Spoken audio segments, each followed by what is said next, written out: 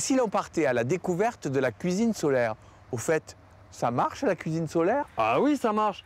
Regarde, on concentre la lumière et on a une énergie locale, abondante, propre, sans déchets et surtout sans émissions carbone. Ça, c'est vraiment prioritaire. T'as vraiment un truc qui est très chaud et tu vois que c'est très chaud ici et ça allait un peu moins sur les côtés. Il y a un moment, je me suis posé la question, est-ce qu'il serait possible de cuisiner avec de l'énergie locale? J'ai constaté qu'il n'existait pas d'outils professionnels tels qu'un piano de cuisine solaire. Donc, grâce à mon parcours précédent qui est de l'ingénierie, notamment dans l'aérospatiale, j'ai pu combiner à la fois la cuisine, l'ingénierie pour créer le fourneau de cuisine solaire. Alors, quand il n'y a qu'un nuage qui passe, il y a assez d'inertie dans cette plaque en fonte pour qu'en fait, on ne sente pas la différence. Si par contre, il y a beaucoup de nuages, on devra utiliser une autre source d'énergie que le solaire. Et dans très peu de temps, on va pouvoir utiliser notre propre gaz parce qu'on va avoir une micro-station de méthanisation. Donc on va pouvoir utiliser les déchets de la cuisine pour pouvoir produire du méthane et donc notre gaz. L'économie circulaire appliquée à la restauration sur un même site. Souvent l'économie circulaire, c'est entre plusieurs acteurs. Là, nous cherchons à montrer qu'en fait, sur un même site, on peut avoir une écologie circulaire régénérative presque.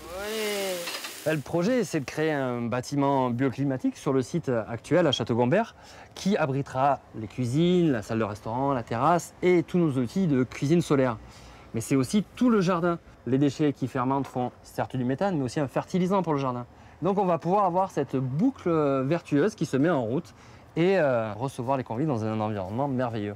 Il reste encore à trouver 200 000 € pour boucler l'opération. Le financement participatif, avec l'achat de parts de la société, va permettre de concrétiser un projet qui tient à cœur à tous les passionnés, de plus en plus nombreux.